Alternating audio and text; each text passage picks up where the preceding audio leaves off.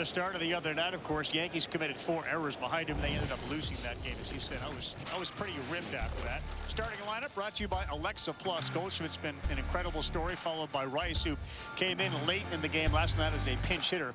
Bellinger will hit cleanup, and Volpe and Wells 8 and 9. We are underway. First pitch from Bennett is a ball down and away to Goldschmidt, whose numbers just jump off the chart. When you talk to Aaron Boone about Goldschmidt, he rolls his eyes like this is just incredible for a guy with all this experience. Bennett's 1-0. Swing and a miss from Goldschmidt. Ravi, you talking about Goldie or are you talking about Paul? That's fair. There apparently are a split personality. Home run guy is Goldie. We need an RBI is Paul. Where'd he go? I think that was Paul with a take there. Yeah, that's a good take. That's the first changeup he's seen. Already seen the four-seamer, the sinker, now the changeup. He puts that all on the hard drive, not only for this at-bat, but for the rest of the at-bats against Bennett. Bennett fires away at a 2-1, and that ball is put on the ground. Durbin, very good fielder, fires across, and there is one down. Caleb Durbin has done it with his glove all year. His bat has started to make some inroads in his first season at Fenway.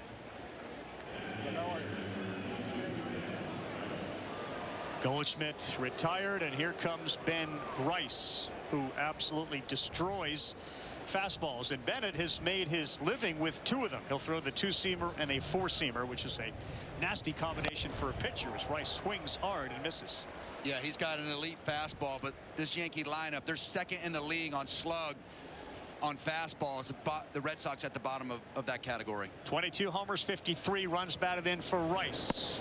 That one is down. Got to love the tempo of Jake Bennett here early on. Guys coming right at you. I think it puts hitters on their heels. The fastball is elite with the real good extension and that game-changing changeup.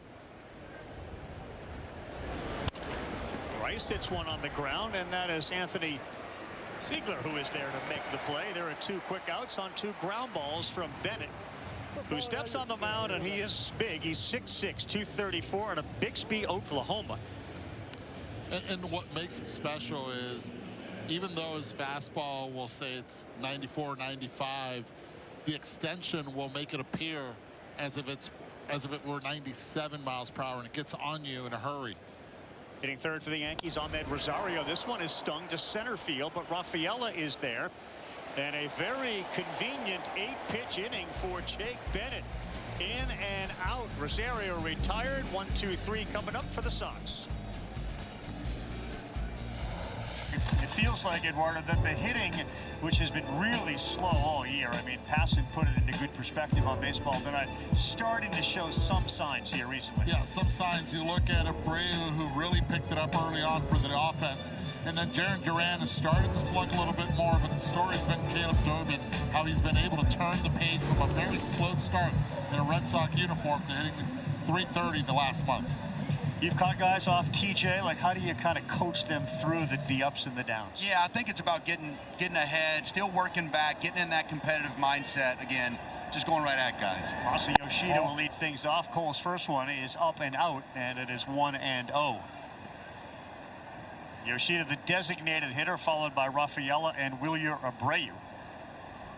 Okay, Cole has Rosario at third, Volpe at short. They shift against Yoshida, who gets into one to right. This one is sending Dominguez back to the wall. It's over. A home run for Masa Yoshida, just his 2nd of the year, and it's 1-0 Boston. Garrett Cole's nightmares against the Red Sox continue very early in this game. See the numbers at the top left from Yoshida, and the scouting report is simple. He struggles against right-handed velocity, so they challenge him with the velo, and he's able to catch up to it. And he gets it early in the count, starting it soon. Watch the pitch. Love the angle. Fastball up in the zone. A pitch he's struggled with. Garrett hits his spot. Yoshida beats him to it. His first one is now to Rafaela. I mean, Cole's numbers against Boston have not been very good, and much of that had to do with Rafael Devers, who's no longer here. But it's Yoshida who jumps him early, and that one is in there for a strike. One thing about Garrett Cole's last start, all 5 innings, each leadoff guy got on. You got to focus on locking it in for that first leadoff hitter, keeping that guy off the bases, and hadn't really been able to establish that yet. Rafaela on the ground, swallowed up there by Rosario, and there is one man down. Numbers against Boston, by the way, as we mentioned, not very good. 2-3, a 5.52 ERA in 8 games started. You see that ball just leak right to the barrel, put a tail on it. Massa getting on top of it, and that's the one thing you have to do. You're looking fastball, you cheat fastball, you get to it. Garrett Cole wants it back, and Massa's saying bye-bye to it. Wilyer Abreu now up, and the first one bends in there for a strike.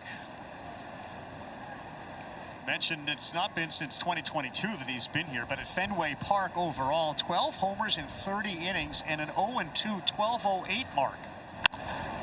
This one off the end of the bat, shallow center. Schumann coming in, still coming in, and he'll make a nice running catch as Abreu is retired.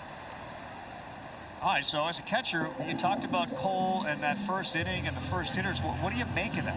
You know, it's just getting locked in early on, feeling, you know, to start the game's a little different than what the stat would say of all 5 innings, that leadoff guy getting on, making sure you're dialed in on your warm-up pitches, executing your spin to the corners, you know, locating and really focusing in between innings on that leadoff spot. Contreras was involved in a dust-up yesterday. He likes to crowd the plate, and there was some balls that were thrown inside after he had homered earlier in the game, and on his way down to first base started barking at the Yankee pitcher Warren, and that led to both benches and bullpens clearing.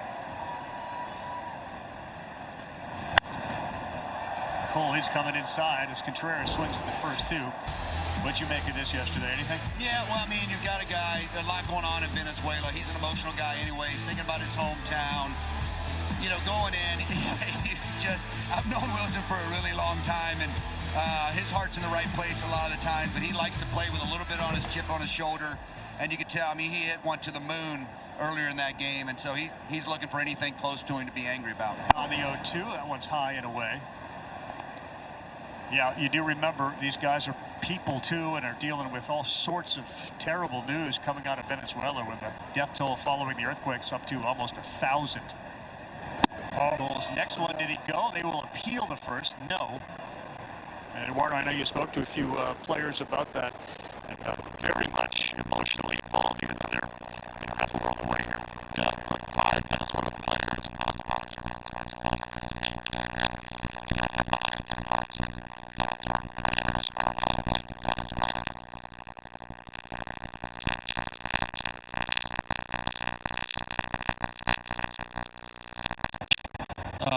Just the unity and the flag means to them and their country, and you know, having a conversation with Wilson before, it's like, look, I'm here, I know this is my job, but I want to be helping my people. And his thoughts are over there today around the first base area. He just lost it as well.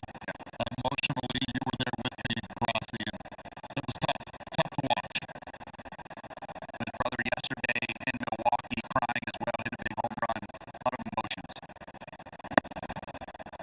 He's hung in there after fouling the first 2 off, and the count goes full. And Contreras has been one of the better hitters in baseball since about the middle of May. Ranks first in slugging, tied for first in extra base hits, second in stolen bases. Long stare in from Cole. Off the end of the bat, it's going to go foul.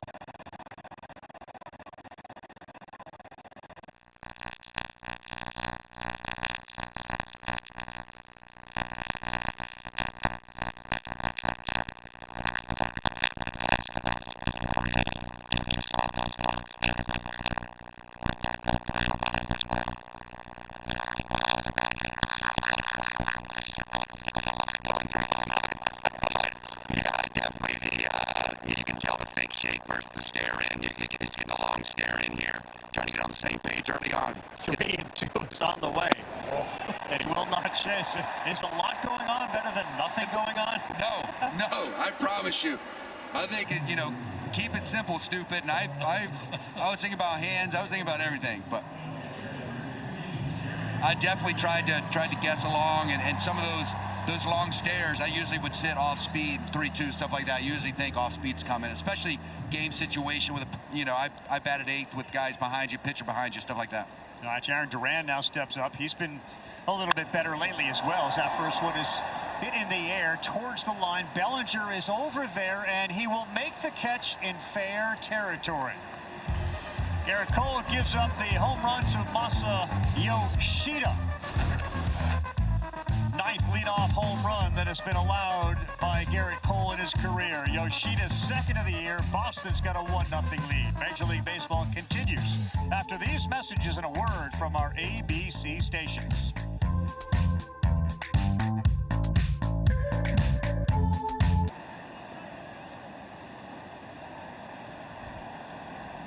Back to action. Bennett, first one to Bellinger. That is a swing as he tried to check and nearly got hit by it, but it is 0-1.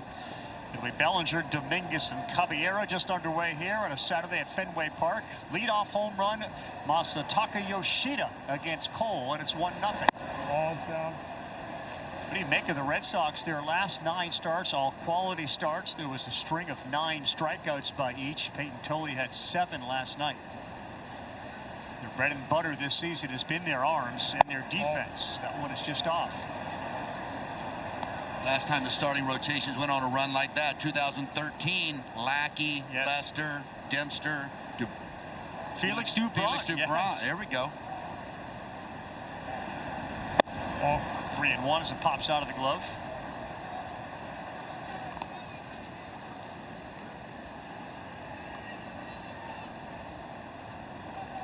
The Red Sox have leaned into rookie pitchers, as you see. Connolly early, the lefty. They are left-handed and they are young as Bellinger draws the walk to lead off the 2nd. 13th start by a rookie pitcher for Boston.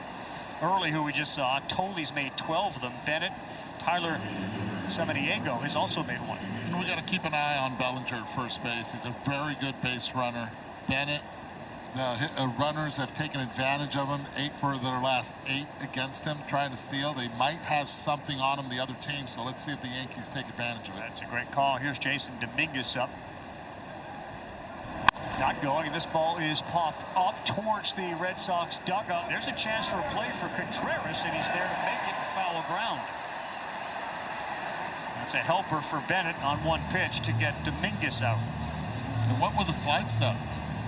Quicker delivery to the plate, a little bit different for Bennett. It might have just jumped on Dominguez. 2 outs already on first pitches in this game. 1 to Rosario and now this one to Dominguez. Well, you got to think this Yankee lineup's going to try to jump on him early. He's a strike thrower and likes to come right at you with that 4-seamer. Here is Caballero. Keep an eye on Bellinger. Not going, and that one is missed. So as a catcher, when you have a lefty on the mound, you don't usually see numbers like 8 for 8 against a lefty. What do you make of that? That means they've got something. The league's got something on him. The teams that have run off him, there may be a tell. There's a ton of video that the first base coach and the base running guy watches. He may have some kind of tell over there that you just don't know about. Teams dive into that. But the Yankees are leading the American League in stolen bases. That just tells you one more reason you got to be heads up. 85 of them as a team. Bellinger in double figures. Bennett holds, fires. He misses away. It's 2 balls and no strikes with a sinker. Especially when he's as quick to the plate as he is. Yeah. You know, you would think they're over there talking. Bellinger, the first base coach, having conversations about what they might see. But 8 for 8 with a lefty stands out to me.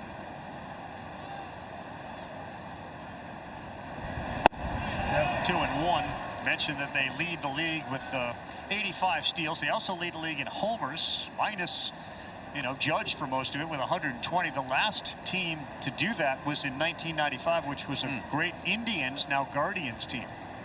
Really good. This doesn't happen very often. The Yankees were responsible for 3 of them.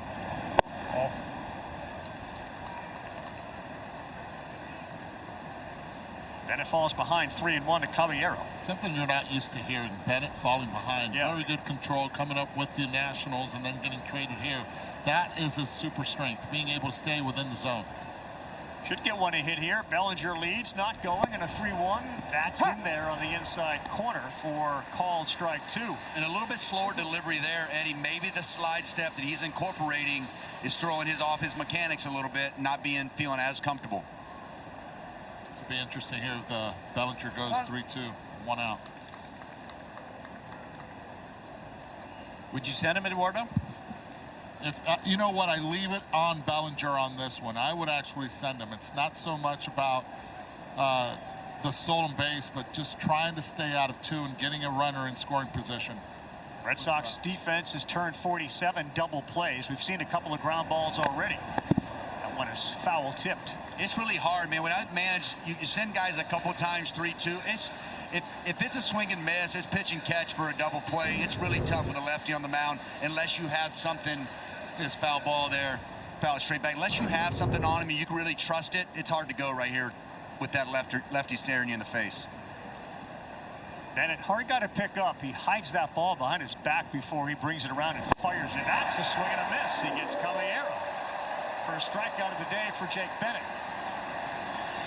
We talked about extension before from Jake Bennett and the elite fastball ride and just an extension. That's a product of him right there. That is when he's at his best. Four-seamer, middle away, just getting above the barrel. That brings up today's center fielder for the Yankees as Grisham continues to try to get back from his injury. Max Schumann, strike one right down the middle.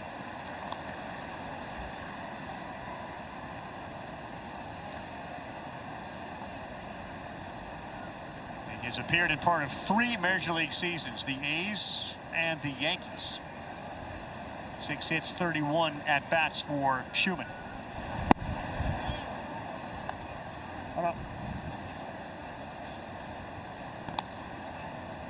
Peaks and valleys of a long baseball season. We're in game 81 here, which is literally the midway point of a season.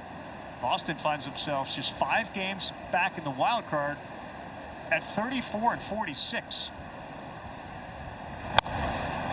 I'll tell you this, and you nailed it.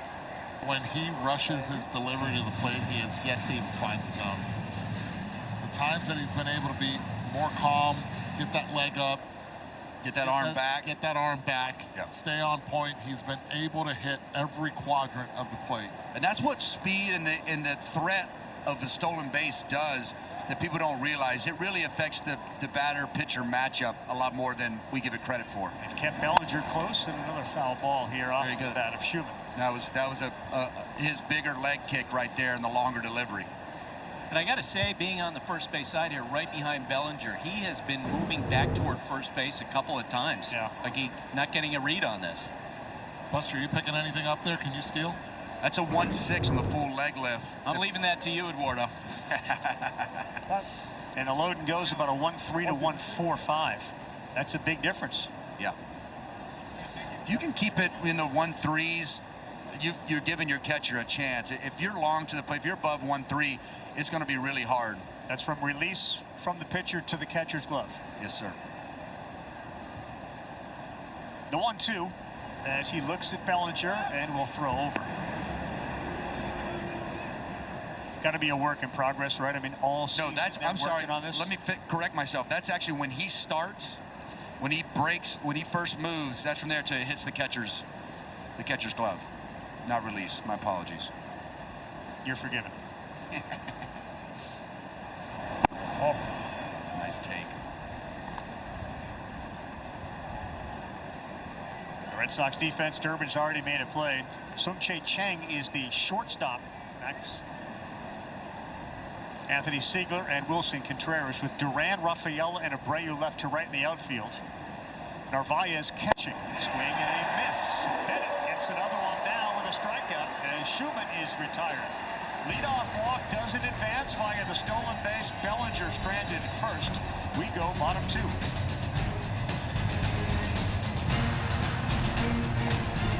No big deal. Eddie Ross is going to go play TPC Boston with Anthony Rizzo. You and I are going to head on. To Cleveland, we have the Rangers and the Guardians in Cleveland. That is Monday night, 7 Eastern time. You can watch it live on ESPN, stream Major League Baseball on the ESPN app. Where's the invite?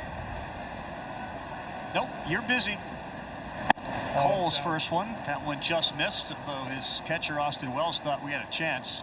Cole's on this list, 29%, highest career strikeout rate. Also on the list is Jacob deGrom, and he will get the start for Texas Rangers, 31%. That ball's pulled foul by Durbin. All right, what's the difference with Caleb Durbin? You spoke with him before the game. What's going on? He's keeping everything tighter. Because I asked him originally, and he said, well, I'm staying inside the baseball. And I'm like, okay, what does that mean for the average Joe that's sitting in front of the TV eating some pretzels and drinking a beer? I'm just staying tight with my arms, with my hands through the baseball, and it's allowing me in my bottom hand to be able to make better contact and lift the baseball. And the numbers are showing that that's real. Last 2 games, 4 for 7. That one does catch a piece. This prior pitch was 81 mile an hour as a curveball. That one comes in at 82. Then he mentioned the shoulder. He said, look, my shoulder also is staying through the baseball a little bit more. I'm not bailing out on a lot of pitches. Well, even the stance is more closed, right? I mean, you can really see, and I heard him mention to you, keeping those hands along the batter's box line right there in front of him, kind of like he said, he mentioned Schwarber talking about really pulling it in, pulling those hands in and using the right side of the field. And how wide open he was. Yeah.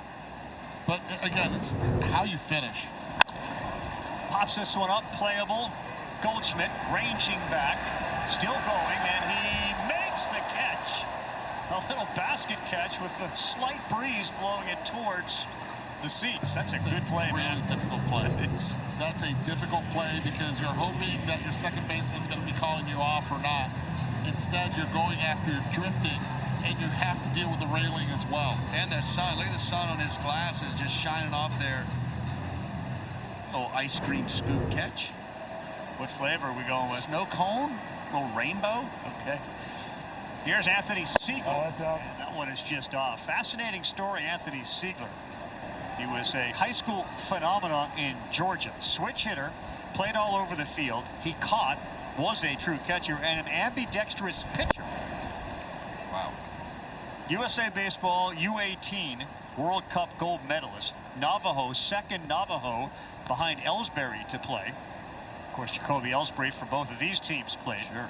COVID-19 season, there were slumps, there were inconsistency. He was originally drafted by the Yankees.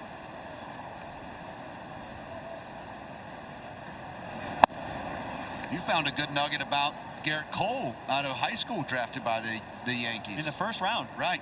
And decided I'm going to go to UCLA, so rather than just be a first-round pick, I'm going to be 1-1. Shined at UCLA with Bauer. That's in there for a strike.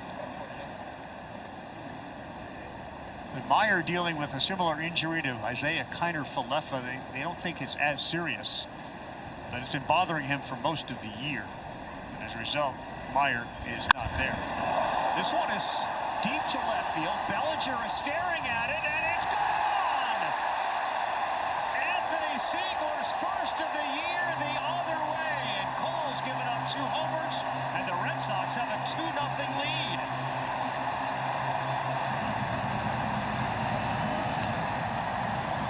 How about that?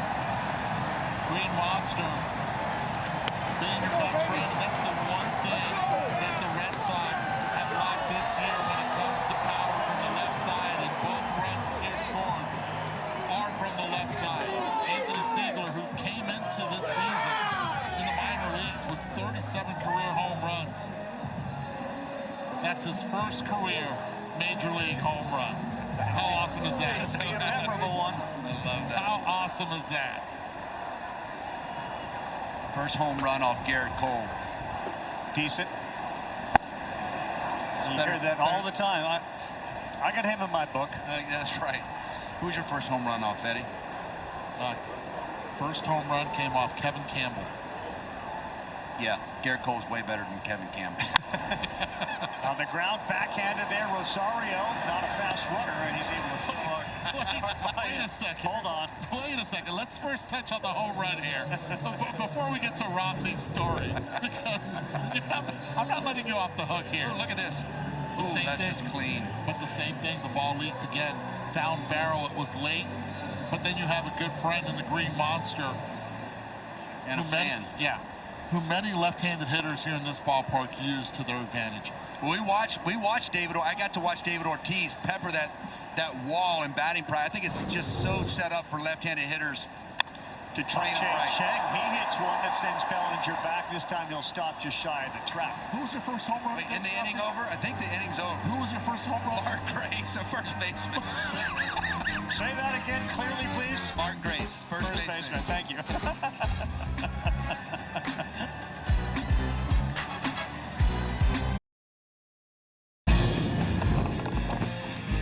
You're watching ESPN Baseball. It's presented by Liberty Mutual Insurance.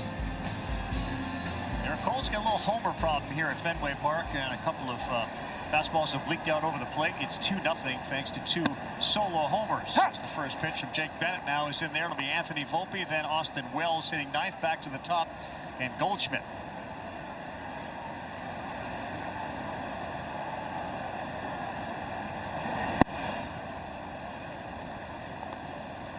Siegler was the Yankees' first-round pick in 2018. And he played with the Brewers most recently. He hits his first career home run here today over the monster in left field. 2-1 now. That one just missed.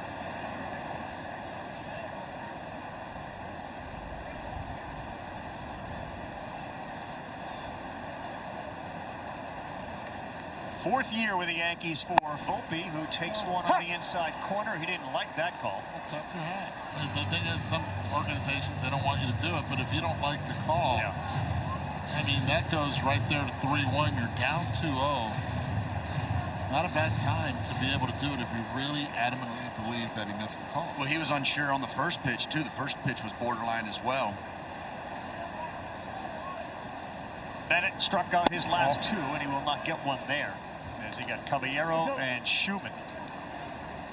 It's got to feel like the more you get right when you tap your hat, the more confidence you have. But you miss one, you feel like you let the whole team down as a hitter, I'm sure. Somewhat interesting, Mickey Gasper, another Yankee farmhand, has caught the last 3 starts for Bennett. Today it's Narvaez.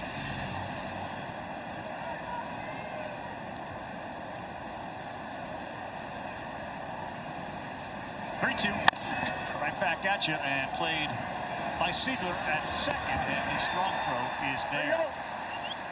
Well, we were in Omaha for the last couple of weeks there, and of course, congratulations to the Oklahoma Sooners.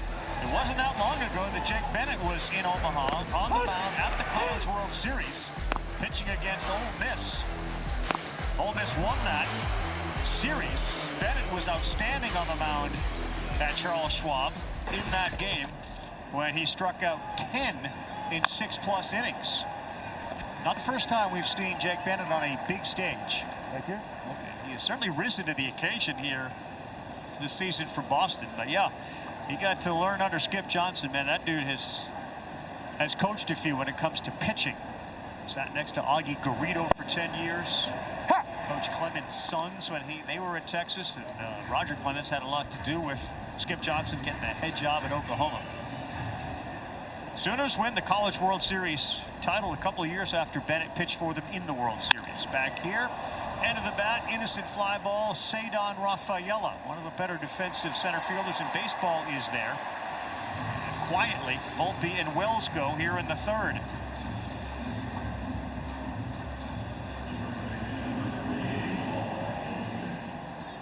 Well, here is Paul Goldschmidt. And where would they be without Goldschmidt? Second place? Yeah, I mean, he is having a resurgent year this year. We're talking to Booney a little bit. It's just so impressive with the velocity that's in the game, and a guy that's at the back end of their careers having a great season.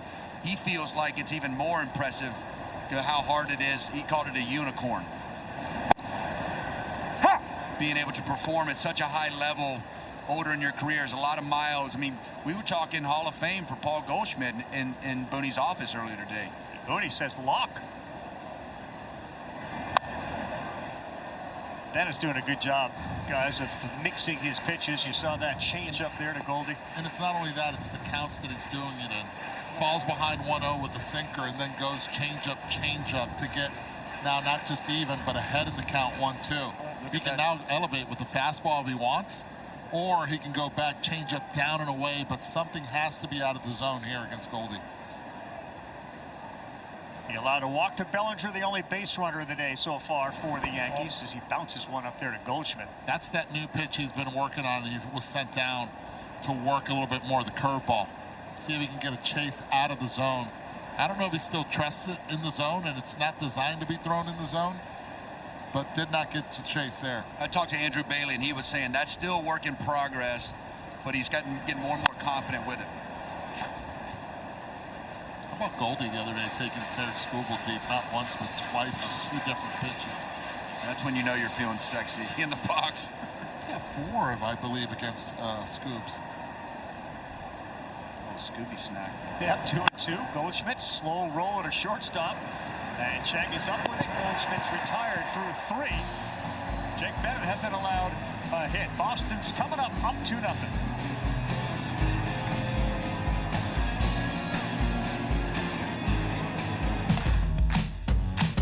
Big start today. Masa Yoshida, first man up, first man out. He hits a home run in the first, gave him a 1-0 lead, and then it was another lefty, Anthony Siegler, hitting the first of his career just over the monster. As Cole gets set to fire to Yoshida again. He swings at the first one, and that's going to tail out of play on the left field side. Kind of rare, boys, that we've seen 2 homers from left-handed hitters, given the Red Sox have not done that very much at all this year, especially when you compare them to the Yankees. Yeah, second time this year that left-handed hitters, 2 different ones in a lineup, have gone deep. First time, April 1st against the Astros. Wow. Yoshida in the 4th year of a 5-year, $90 million deal. It's been inconsistent at best for Yoshida. They continually try to find him places to get into the lineup. And if you're a hitter who depends on consistency, that's an unfortunate situation for Yoshida. Tracy said today, though, this was about sort of stacking guys so that if the Yankees want to go to a lefty, would have Contreras ready out of the pen. That's another hard hit ball off the bat of Yoshida. And Masa is 2 for 2 with a home run and a single. Let's go back to the studio, get an update.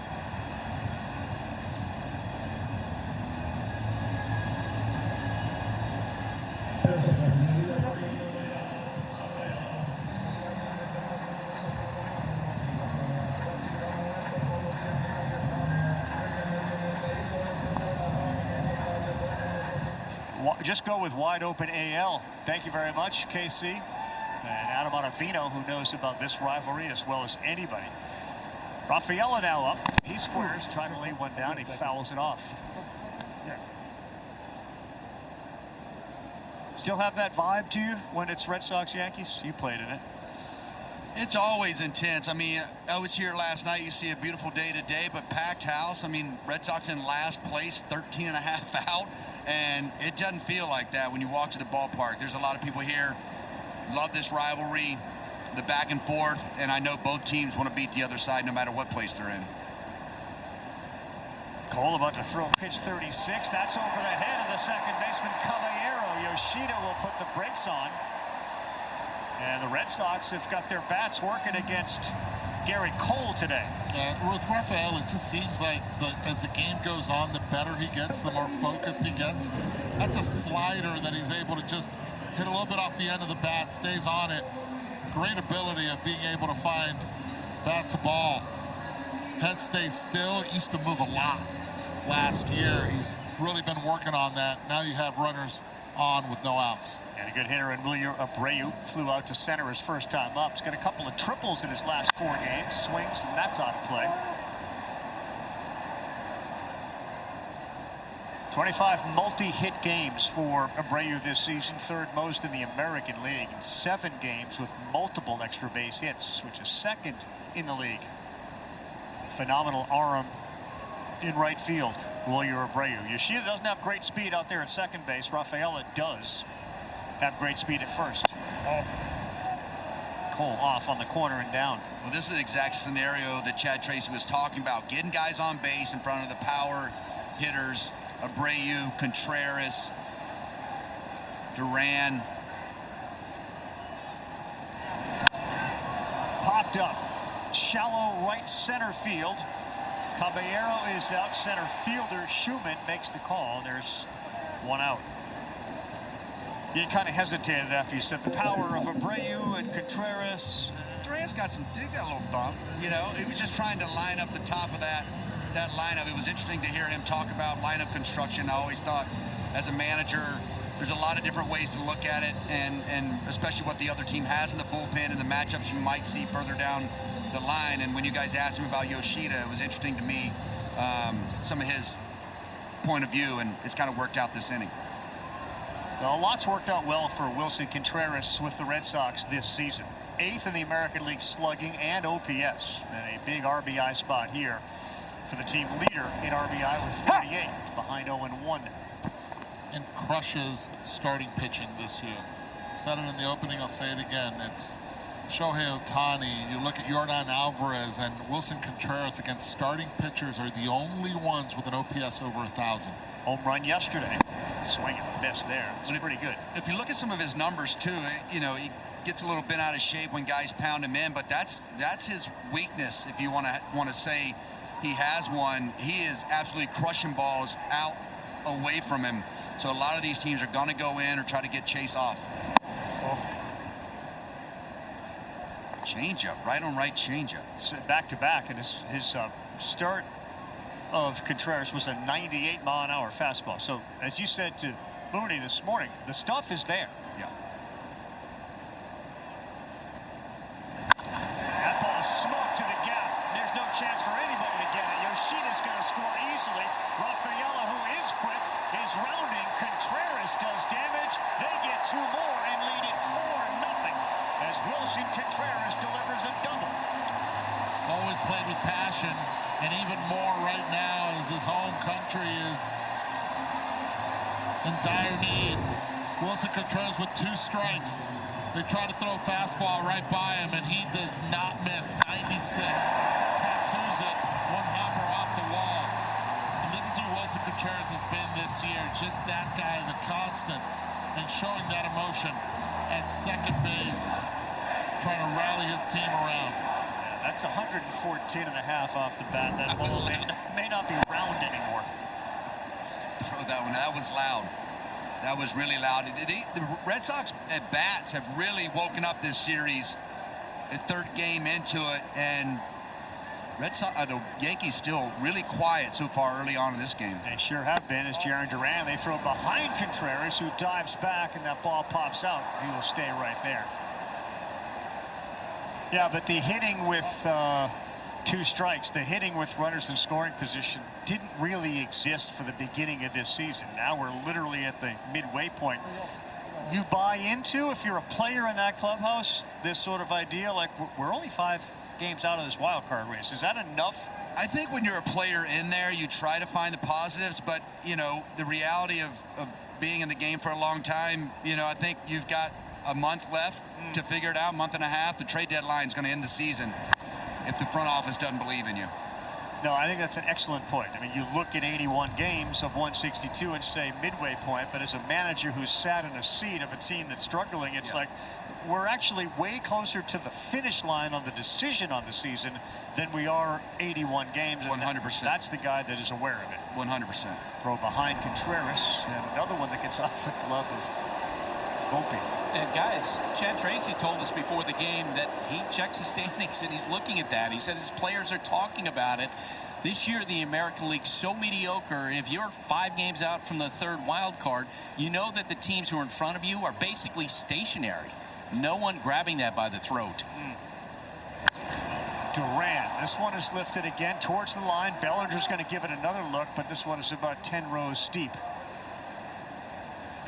I think, like Trey said in his office, you're an 8-2 stretch away from kind of being right in being a game back or so. But I think front offices have a big decision to make, and they try to make those decisions. You see John Henry there.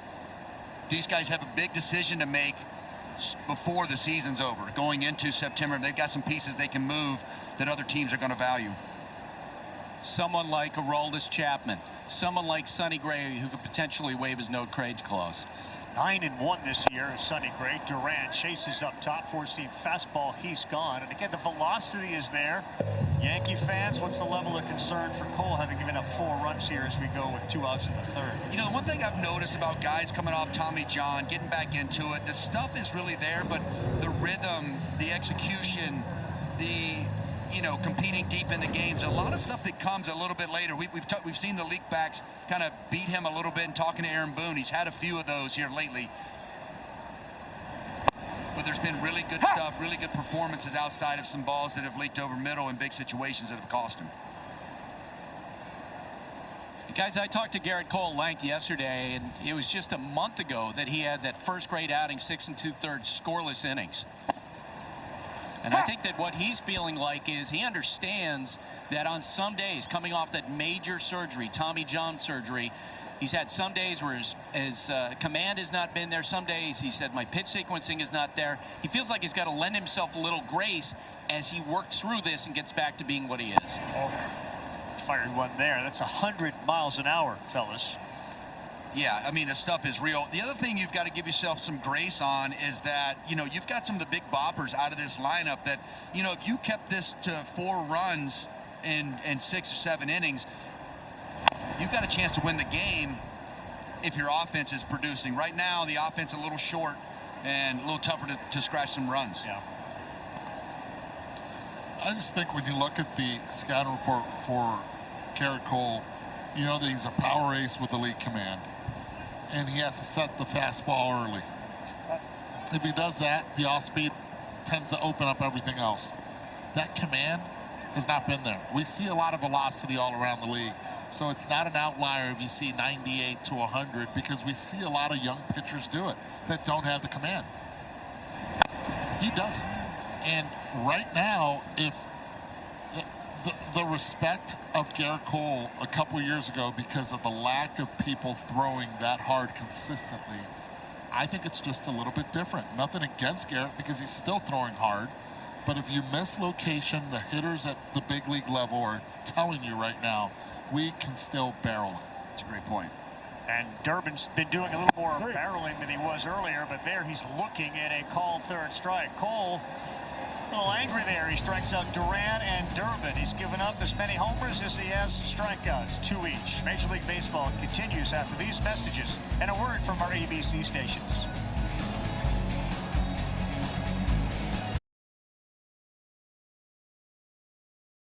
Town as the MLB app has get covered all season long. Get personalized highlights, push notifications just for you. Download the MLB app, the #1 app for live baseball. First pitch swinging, and Ben Rice isn't moving very well. He puts the brakes on about 25 feet out from home plate, and he is gone. How about the Yankees just being aggressive this entire afternoon? They went first pitch swinging 5 times through the order the first time. Still not working for him. Bennett being able to execute.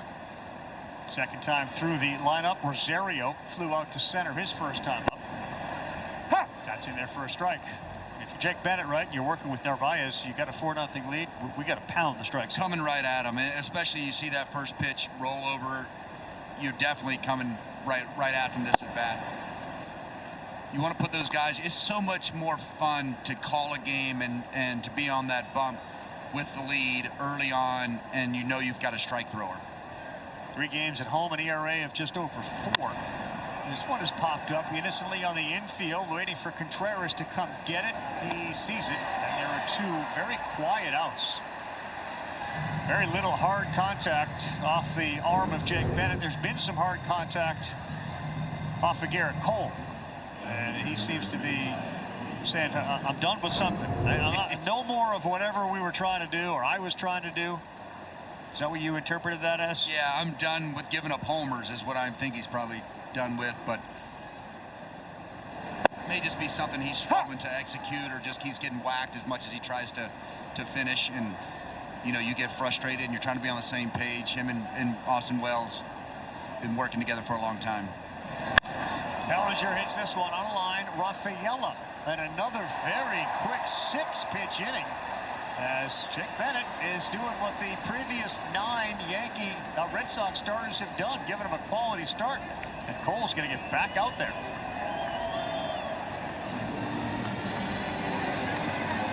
Today, Jake Bennett having a great start. What are you seeing? Having a great start. What are you seeing in him? Actually looks good. In the second inning there, he fell behind some counts more often than he usually does.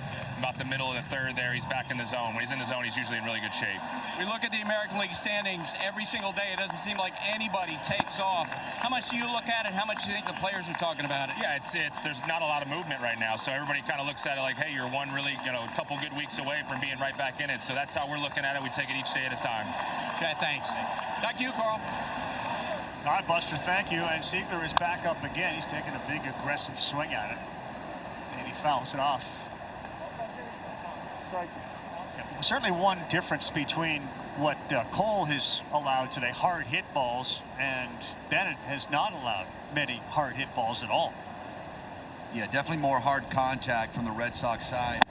Bennett staying off the barrel as he does well here. Red Sox 6 balls with exit velocity over 93. Yeah. Yankees just won that last line drive to Bellinger.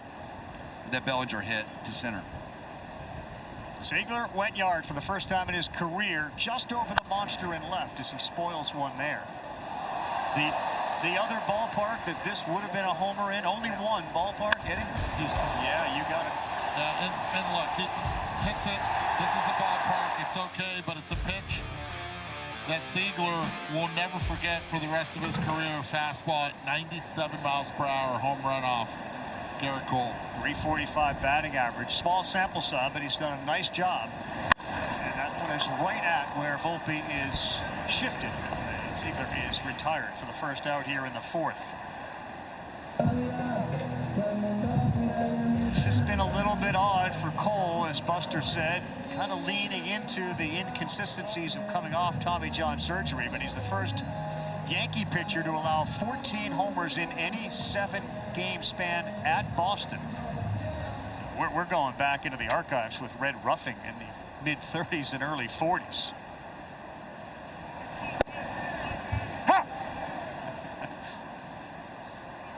Remember old Red? We weren't teammates, contrary to the producers.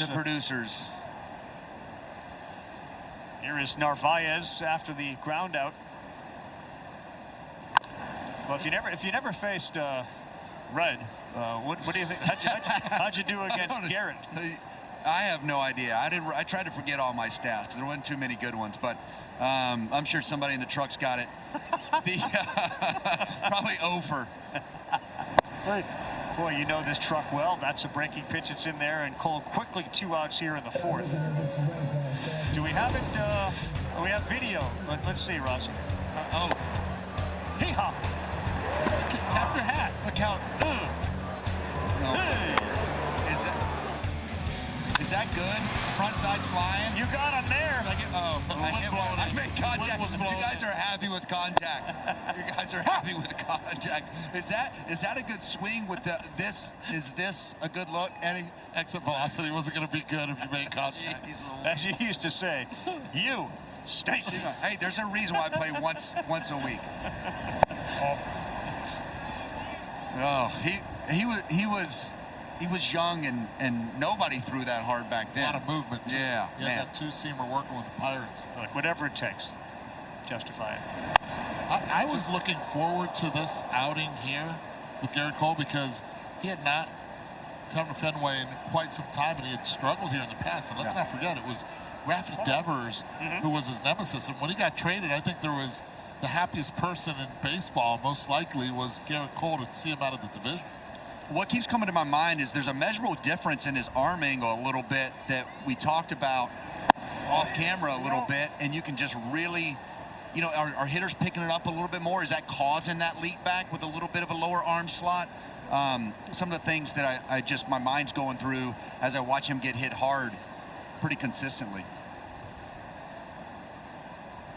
Che Chang was called up yesterday, and that's off the end of the bat. And difficult play for Caballero, who waited for the second hop, but he is there to make the play. Quick inning for Cole. It's 4-zip after 4. Garrett Cole coming to the dugout after the previous half inning and gave him a gesture like enough is enough. What did you hear from him? Yeah, I mean, I think he's making a lot of good pitches within the at-bat. Like, you know, the Contreras at-bat makes a lot of good pitches there to get to 2 strikes, and then, you know, trying to go in, misses down middle into his hot zone. So making a lot of good pitches, but some of the mistakes, they've obviously made him pay a little bit. What do you want to see from your hitters against Bennett second time through? Yeah, he's on the attack, so he's doing a good job of coming right after us. You know, Belly's had a couple of good at-bats against them, but we got to string together some good at-bats. They've held us down so far this weekend. Rudy, thanks. Back to you, Carl. In the story of the Red Sox recent resurgence, given the way this season has gone, and it's been their young pitching. Remember, they're doing this without an injured Garrett Crochet, as Dominguez looks 0-2. That ball is hit to right field. And another one that is not barreled up or hit hard off the bat, and that is one out as Dominguez has flown out twice.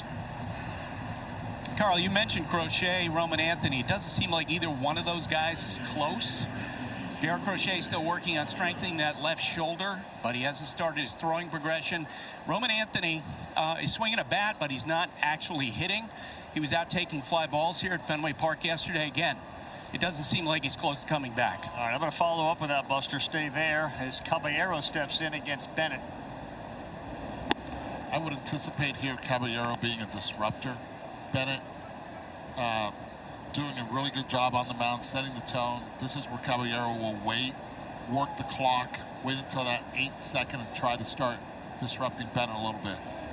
On the 1-0, Buster, we talked about sort of the finish line really being the trade deadline. Did the fact that those injuries don't appear to be people they're going to get back quickly factor into the equation at all? You would think so, but Carl, the American League is just so wide open. There was a day earlier this week where there were 4 teams tied for that 3rd wild card spot in the American League. And as Tracy told us before the game, you know, you win 8 out of 10 and your worldview is going to look very different. We saw that with the Kansas City Royals recently. It felt like they were left for dead 2 weeks ago, and all of a sudden they're back in that mud bog mix. Yeah. Off, it's 3-1 to Caballero. But there's no question, if the Red Sox decide to trade, there are players on this team who would be coveted by other clubs. But I think a lot of American League teams are going to struggle with the question of when do you decide buy or sell. 3-2. We're going to get you a studio update in just a moment.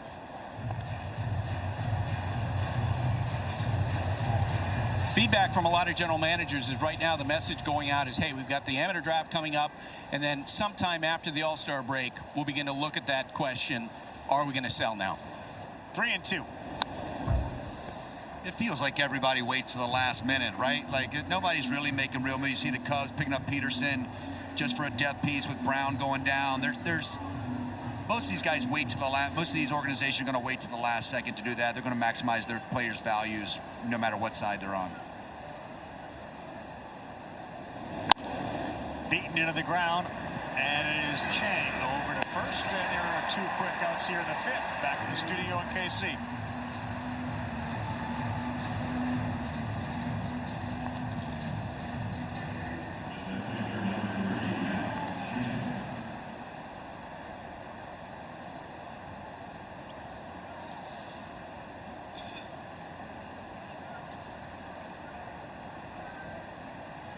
Tim always finding things that just don't really make sense. Tim's got all the nuggets. That ball smoked. This is going to be the first hit. Is it going to be over the wall? No, and it looked like it was left of the yellow line. And we'll see if this is going to be called a home run or not. Yes, it is. Right of the yellow line. Home run for Max Schumann. That's his first. A couple of firsts at Fenway today. Schumann leaves, and it is now 4-1. Did not waste any time either. They said it.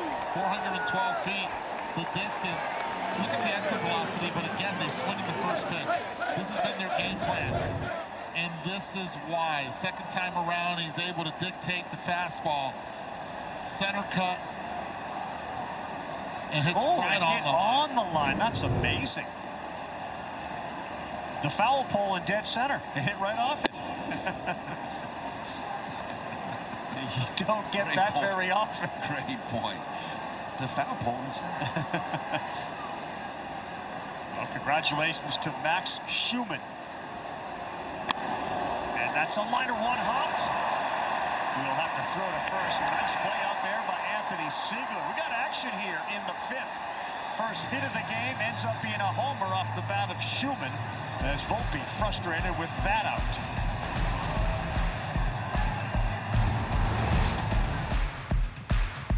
Watch Mighty Max as he goes to center. Major League Baseball continues after these messages and a word from our ABC stations.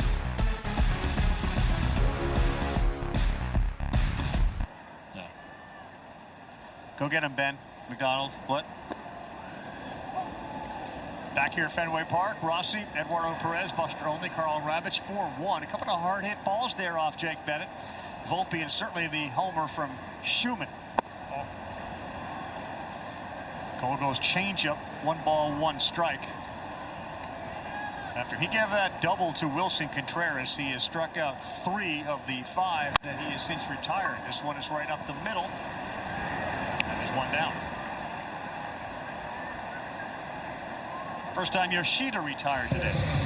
We talked about a little bit of the fastballs not getting to the edges for Garrett Cole here. This ball is up, out, over, a little bit of leak back. Ball to the opposite field side, but the fastball just middle away. These guys get extension here, just missing a little bit on the plate here for Garrett Cole when he's trying to get to the edges. Rafaela check swing foul ball. How often do the sort of self-speeches work? Because it's quite clear that Cole was infuriated with himself, demonstrative, and since then it's been a little bit of a different Garrett Cole. I think the mindset. Until that, there's a line shot, hard hit off the bat of Rafaela, his second hit of the game. I remember having a discussion with John Lester when I was still catching, and sometimes you get out there, especially when you're coming back, and you want to move the ball around. How's my shape? How's my velocity? And sometimes it's just about, you know, screw it, I got to compete, man. I got to get after it. And we had a conversation. I remember screaming at him like, bro, you just got to compete. Just compete. And I think a little bit of getting angry, like you saw in the dugout earlier, is what's going to carry Garrett Cole through the rest of this game.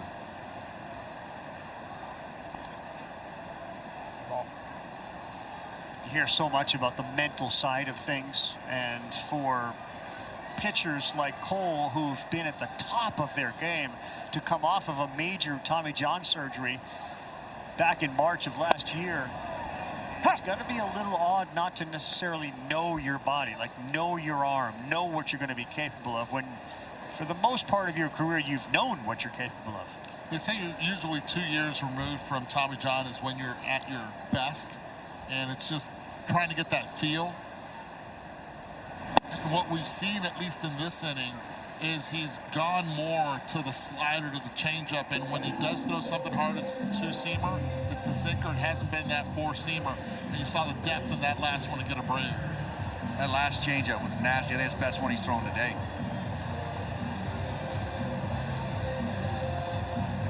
First time around the order, he only threw the changeup once. Second time, he started incorporating just a little bit more. Strike one, yeah, definitely a little bit different.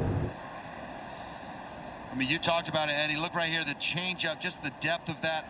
It's got 2-seam action, but real depth there, and a really good change of speed off the 98.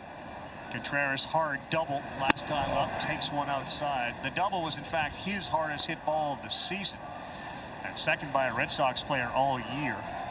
Durant had a ground out that was 114 plus off the bat. Inside, nearly got him. And you heard Adam Ottavino on the Baseball Tonight program before us. He thought Cole would come inside more often, and you did wonder after yesterday how Cole would handle Contreras.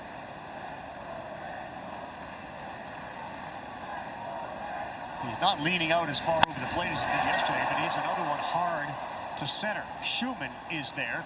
And a very good inning for Garrett Cole in spite of the Rafaela single.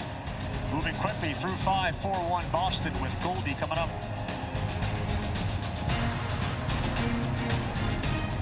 Championships at Wimbledon, that is the locker room where the players enter, and the biggest storyline, the return of Serena Williams. She will play on Tuesday.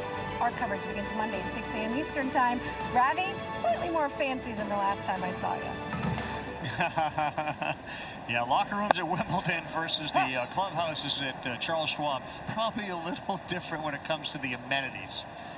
But Budden's over there, Mike Monaco is over there. They leave Omaha with a bunch of others, and we look forward to the Wimbledon coverage. This one lifted high in the air to right of Abreu. With the shades on, Eduardo is there to make the play. Food in the oven but don't want to miss a pitch? Just tell Siri, set a timer for 10 minutes.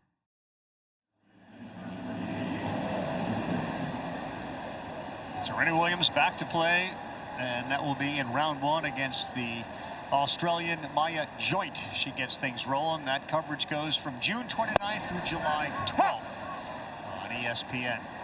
The championships, Wimbledon. You're right, they're still being aggressive. I mean, you saw Austin Wells go early, and now we're back to the top with Goldschmidt, who's been retired twice. I think the plan is coming in obviously was that, but they're not going to change that. Same guys on the mound, and he's just been dominant. I think it's just an elite extension that it's been off the barrel, and they hadn't had any success. But he's throwing strikes. You got to be aggressive. Can't wait around. Well, you're behind 0-2 if you're Goldschmidt, and that next one he thinks about, but it is off. As you saw Aroldis Chapman. Certainly one of the pieces, as Buster has said, if the Red Sox do go into full trade mode, will be asked about. Another 6-inning start for a Red Sox starter. It's 2-2. It's the second time he has Goldie on a 1-2 count and throws him the same curveball, same count to even it up. Last time he went changeup after that curveball in the dirt. Let's see what he does here. 38-year-old Paul Goldschmidt looks at the next one. That one misses. A good take from Goldschmidt, who has absolutely destroyed it. He's got a hit in 24 of his last 28, batting .328 with 9 homers over that span. The count goes full with 1 down.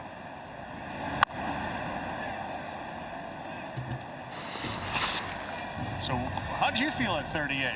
Are you 38 yet? I mean, look at these numbers. OPS above 150 in the age 38 season or older. Look at the names on the list.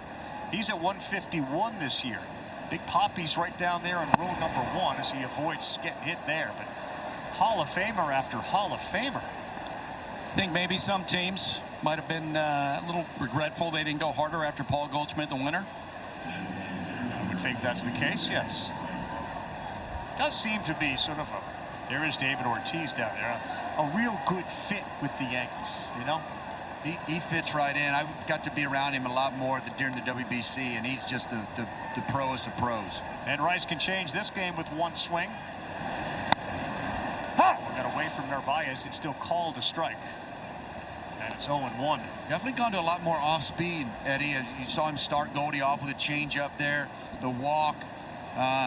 You know, just not coming at him with this lead at the back end of his start here, 72 pitches.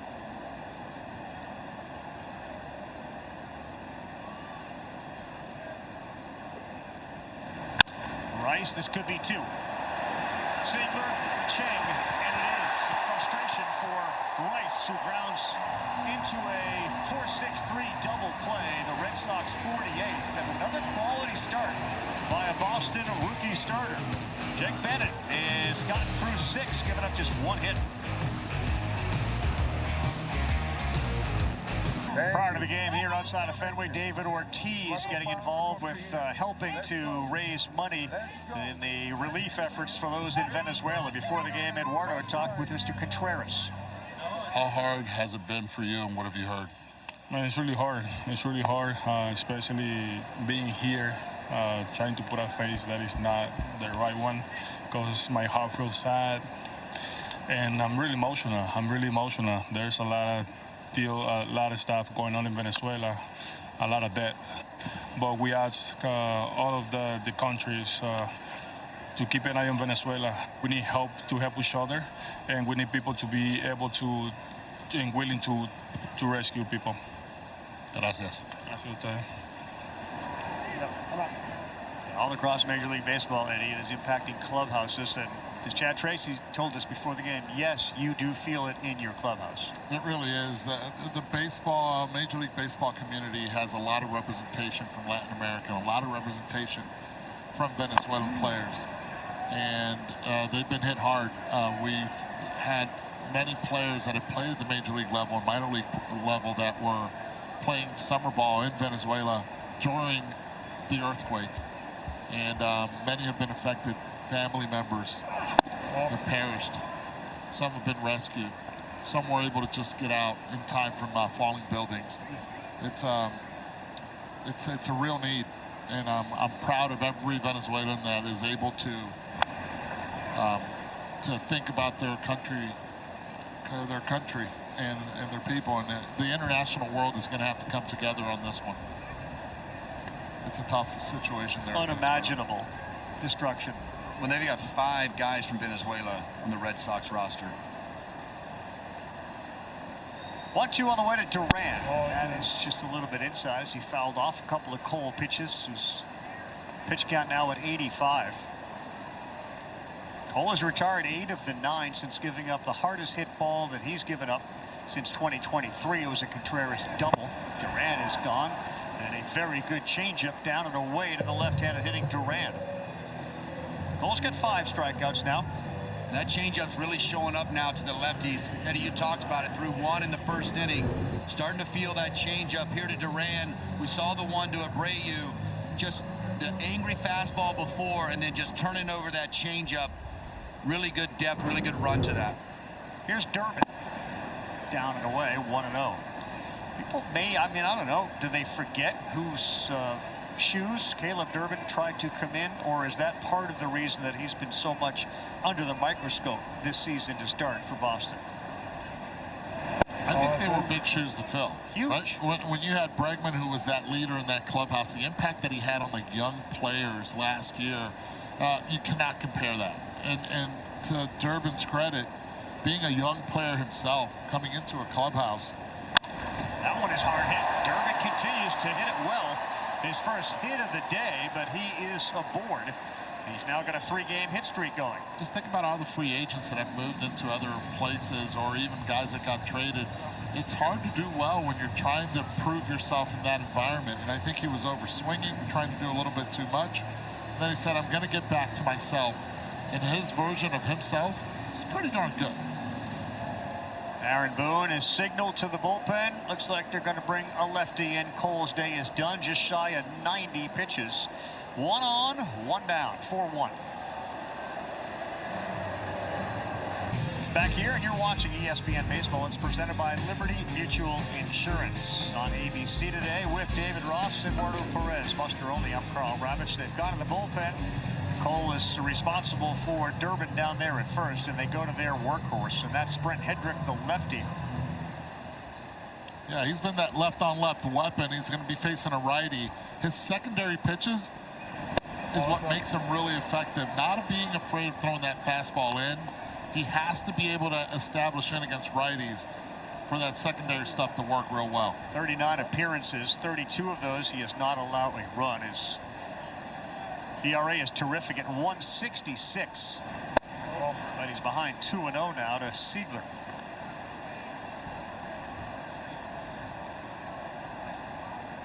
It's a potent Yankee bullpen. Perhaps that's one of the areas they would like to address at the trade deadline. We'll get Buster's thoughts on that after the 2-0. 3-0. Is that their, where are their interests, Buster, trade deadline? Well, bullpen for sure. Look, Carlos Legrand is a really interesting prospect in the Yankees organization who has recently transitioned from starting rotation to the bullpen. So they're going to see how he evolves. But on top of that, Carl, I think they'll be in the market for a hard-throwing right-hander. But maybe the biggest right-hander they're looking for is some lineup balance. Someone like Ryan Jeffers, catcher of the Minnesota Twins. Yeah.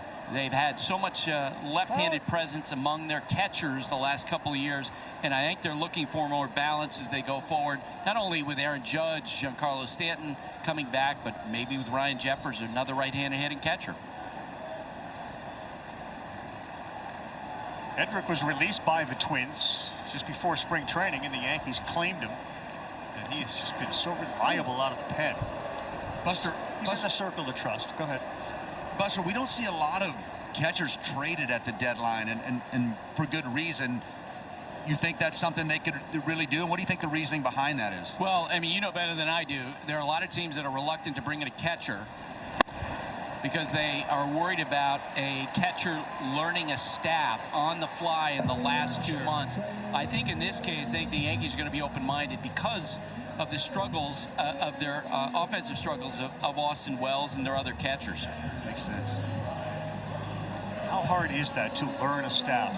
How quickly can you do that? Well, now you have so many coaches that can really help you on the fly with, you know, the game calling and some of the stuff that the guys like to do in certain situations. But it is the hard part comes when the rubber meets the road, kind of the bases loaded, you need to make a big pitch, what does a guy like to go to, stuff like that in the big moments. Those are the things that you learn as the season progresses through spring training.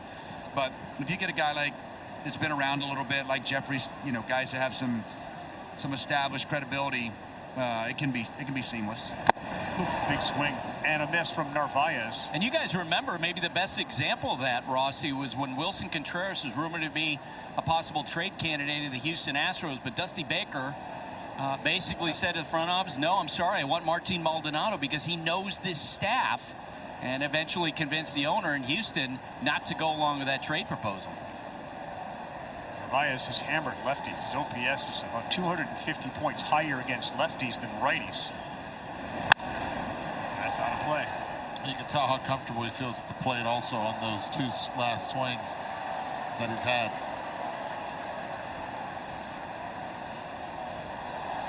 One of 5 Venezuelans on this roster. There's 2 homers on the year. An excellent swing and a miss, and a really good slider there from Hedrick, and that will send Narvaez back to the bench. 2 strikeouts in the inning. As we score big on authentic gear at MLBshop.com, official jerseys, memorabilia, hats, and hoodies. We got the season covered and you covered. Scan the QR code or visit MLBshop.com. It's the official source for your favorite team gear.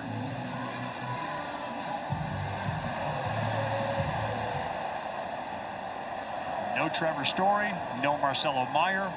Sung-Chae Cheng called up yesterday, and he looks at strike 1. Went 1 for 3 as he got called up from Worcester. The 4th Taiwanese-born player in Boston Red Sox history. Go. Batter's challenging the strike call. The ABS Challenge is powered by T-Mobile. And that's Ball's overturned. Boston has 2 challenges remaining. The Sox have not been very good when it comes to the ABS Challenge. But they nailed that one.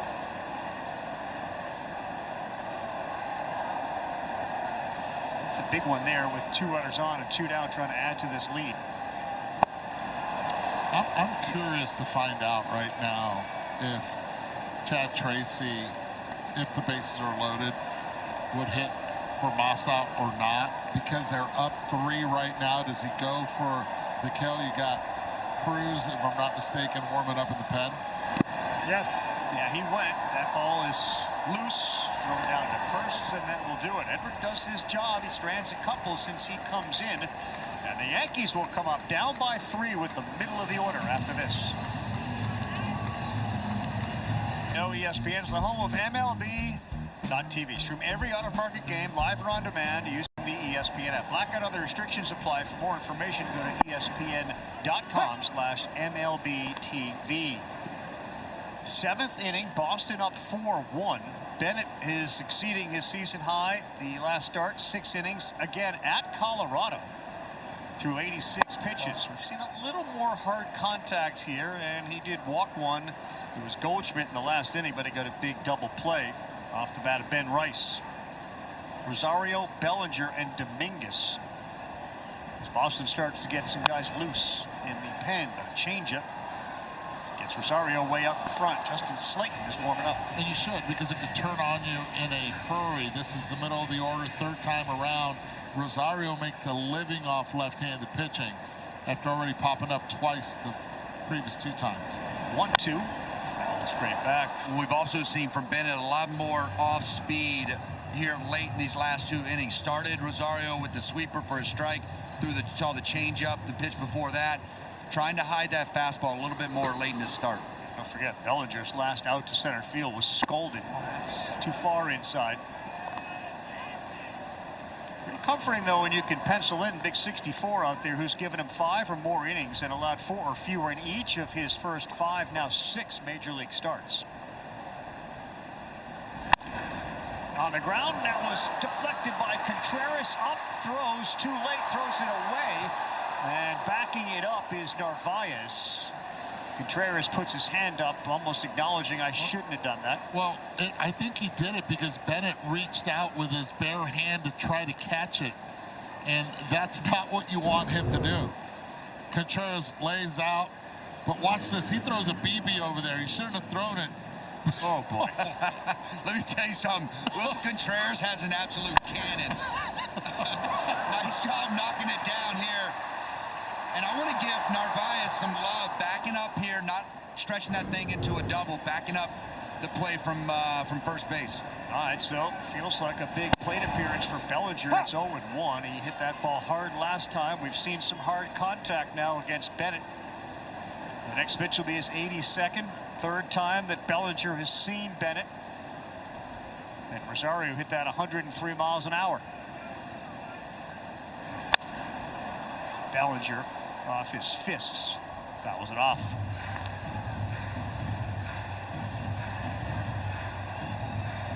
Watch Cody Bellinger. What makes him so tough, you see that simplified, the leg kick gets a little bit shorter, he gets that foot down a little bit earlier and really uses the opposite field. Bellinger's going to line a single into center field. Rafael is there quickly, but Bellinger, another hard hit ball. And the tying run will come to the plate in Jason Dominguez. Yeah, this is interesting here. Dominguez hit a home run the other day against Tarek Skubal. Now, is Chad Tracy going to go get him here? They're going to spend a little time conversation-wise, or are they just going to have a talk with Bennett? Is it me, or can you feel this building right now? Yeah, these guys know Bennett a lot better than we do, but you would think that the pitcher's up in the pen for a reason. It's got to be Dominguez right here. You would pull this trigger if you're set up with this scenario before the game starts. You're thinking, I'm going to that guy. So it's interesting. Let's see how this thing plays out. At the back end, 82 pitches for Bennett. Shulman hit the homer in the 5th inning. There was the walk and a hard hit double play, and now 2 aboard and nobody out for Dominguez. Are you surprised that Contreras is playing where he's playing here? Even with the bag at third, he's got to move at first base. Yeah, he's got to move back. Dominguez is not going to bunt here. 3 hits in the game for the Yankees, but 1 swing away from tying it. Dominguez, though, is behind 0-2, and he goes with a changeup to get him to swing and foul it off. That's the first changeup Dominguez sees from Bennett this afternoon. Might get another one here. Just a little bit lower out of the zone. On high. Here it comes. 1-2 count. He's gone to the curveball against Goldschmidt twice. Does he go to the curveball or changeup? Dominguez, a 300 hitter against lefties, just 176 runners in scoring position, fouls that off. That's a dangerous pitch in this ballpark. That's his go-to. I love that he's sticking with his strength here. Four-seamer up, trying to get him to chase out of the zone. Now I feel like the changeup might come. Right?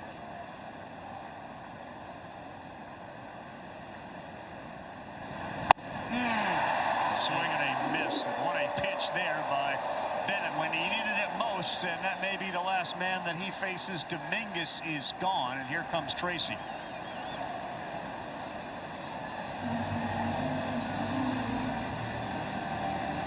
Jake Bennett is going to leave here with 1 out in the 7th, responsible for 2 on, but a standing ovation from the Fenway faithful, who's had a few things to cheer about in this series against the Yankees. Jake Bennett out of the game. Slayton coming in. Game in the balance here in the 7th.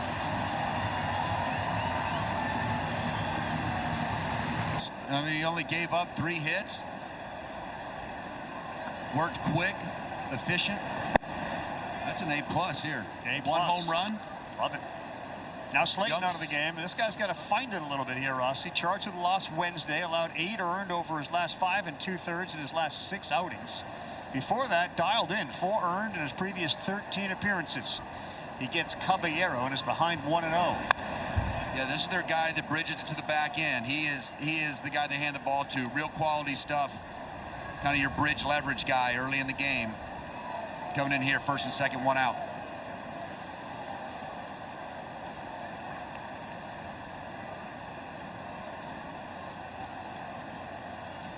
Caballero, 283, runners in scoring position on the season. Takes one, and that is in there at 97. A sinker, 1 and 2.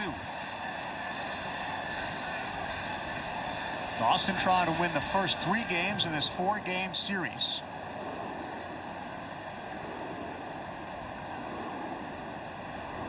And Slayton ready.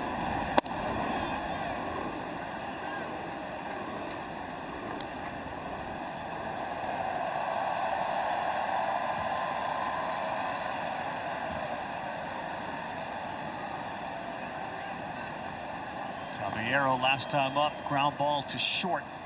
He struck out his first time up. Oh, that is just off. It was close.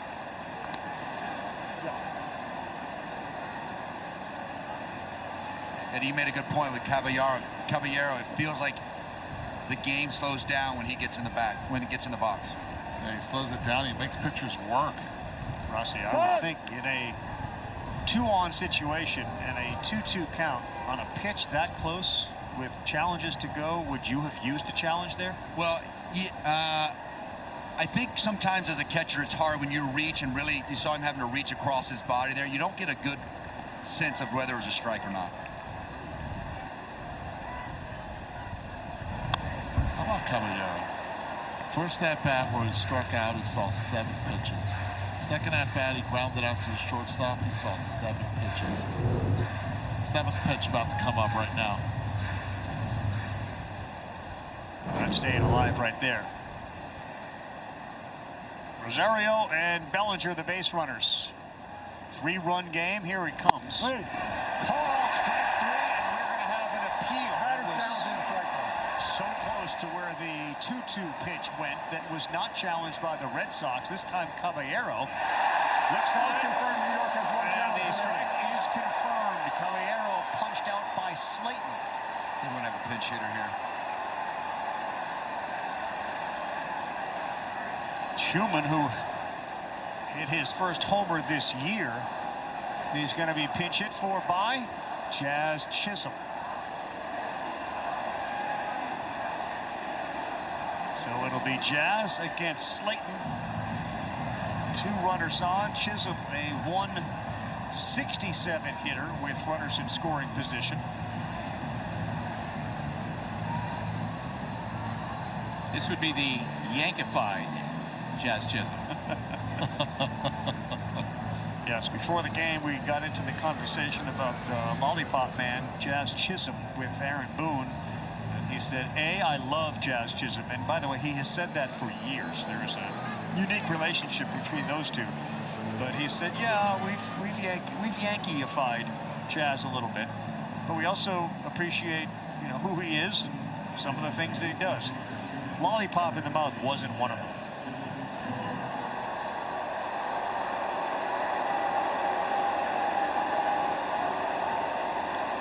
Well, you have to be able to not allow Jazz to get his hands extended. When he does get extended, that's when the magic happens for the Yankees and their everyday second baseman. 9 of his 12 homers against righties, but a .228 average against the right-handers. Bennett out, and here's the next one from Slayton in there for a strike. Jazz maybe thought about it, but he will not go to the appeal.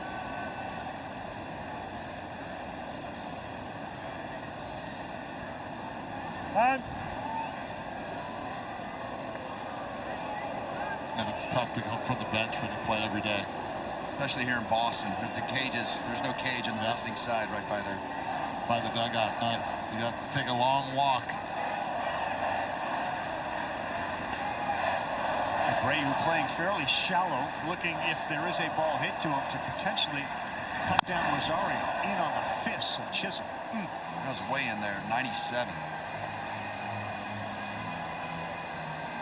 That's what you're talking about. Do not let those hands get extended. How about the knuckles? That was close. That was way in there. That short path.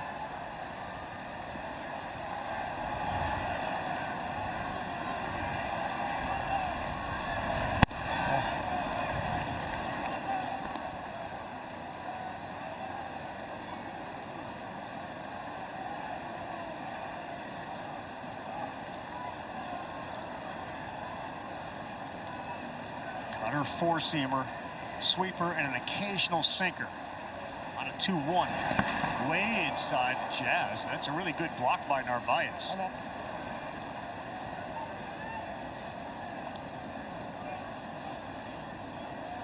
The one thing about Slayton, everything's pretty hard here. Nice block by Narvaez here. Just that down and in, trying to go back foot, but everything's really hard from Slayton.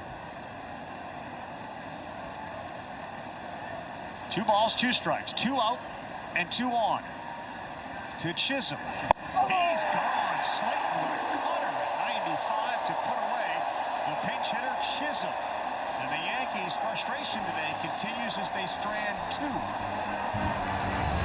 Jake Bennett will walk over and give some love to Slayton. Chisholm is out. We go bottom 7. Stretch it out.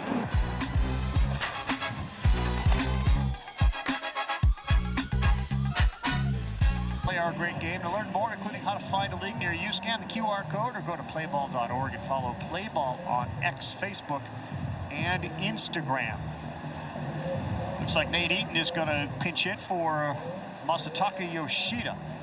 His day is done as we go bottom 7. Caballero's moved to left field. Bellinger is in center, and Jazz is now at second base. Nate Eaton swings the first one from Hedrick, and he's way out in front.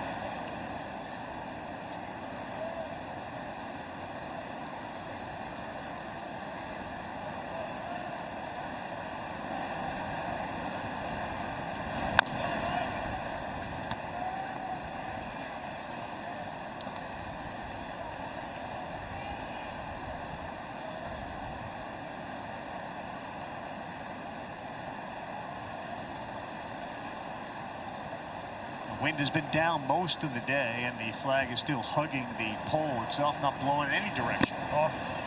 Here's a take and an appeal to first, and Adam Hambari says no.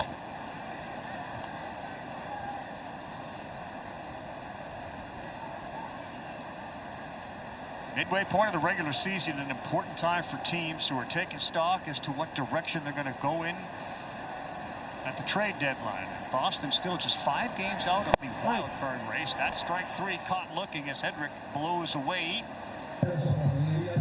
And man, Carl, their worldview is going to change. You take the first 3 games of the series against the best team in the American League. Yeah, how dramatically do you think it'll change as Aaron Boone's coming out to make a change? Significantly, Buster? I think that they are, like a lot of teams in the American League, are trying to look for reasons to not sell. To stay in it, yeah. All right, Doval, Camille Doval coming in out of the Yankee pen here with 1 out in the bottom of the 7th. lagged at 5-10. 34th appearance of the season. Wednesday came against Detroit. Went 2/3 of an inning, walked one. Sunday against Cincinnati, went an inning. 2 hits, a run. It was earned. Walk and 2 Ks. Here's Rafaela. And that first one from Doval is on the corner. And this looks like it may be a fail for Rafaela. That one appeared to be right on the line of the strike box. It was called a strike, and it Call's confirmed. Boston has 1 challenge remaining. As they lose the challenge there.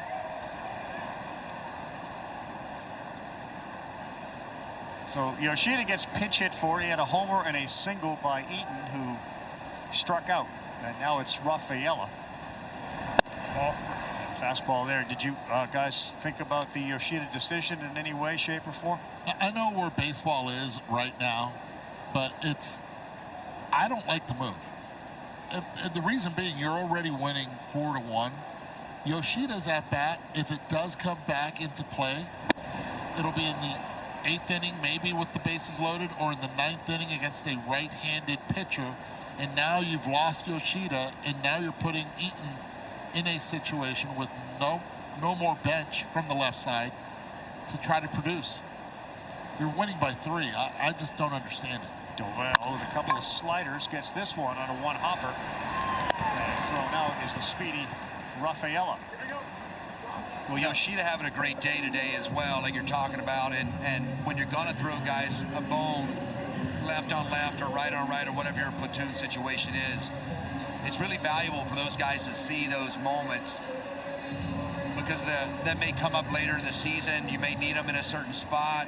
Like you said, you've already pinch hit for somebody earlier in the game, and they may have to face the same-sided pitcher at some point in the game. Brayu's foul ball. You've been in the situation as a manager. Yeah. I mean, it feels like I know I've spoken to a lot of managers. That there's a side of you that wants to do what you think is right. There's another side that's telling you to do what other people or the numbers are telling you to do. Do you get into a... Well, it's always valuable to play the matchups in the leverage situations. The moments come that Eduardo's talking about is the leverage situations. Like we've got a 3-run lead. It's okay if Yoshida rolls over one. To start, you'll have him again if you need him later. Yeah, if he comes later and the game gets tighter.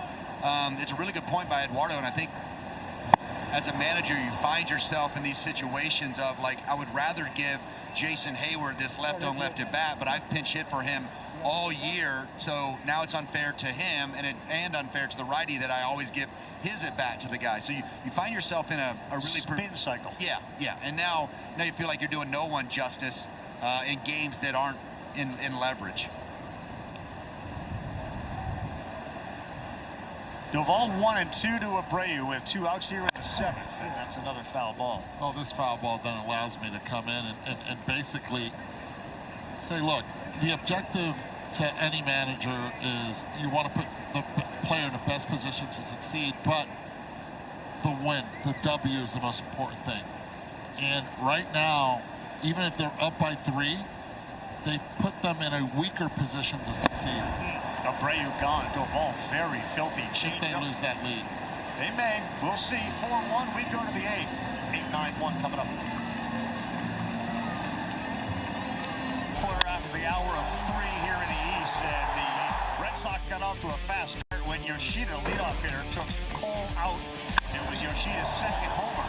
And then we went to the 2nd inning, and Anthony Siegler, former first-round pick of the Yankees, hit his first career homer to make it 2-zip. They led it 4-1 when a ball hit off the foul pole in center field. That's right, for a homer off the bat of Schumann, his first of the year. And all that offense backed up what is now the 10th consecutive quality start by the Red Sox starting staff, as Bennett was outstanding. Ball in the air to center field, and Rafaela is there. As Garrett Whitlock is into the game, and Volpe continues the aggressive nature of the Yankee hitters, as he is out on 1 pitch from one of the better relievers in the game. Yeah, this is the strength of the Red Sox, right? You get the lead, Slater hands it over to Whitlock, and Whitlock trying to hand it over to Chapman.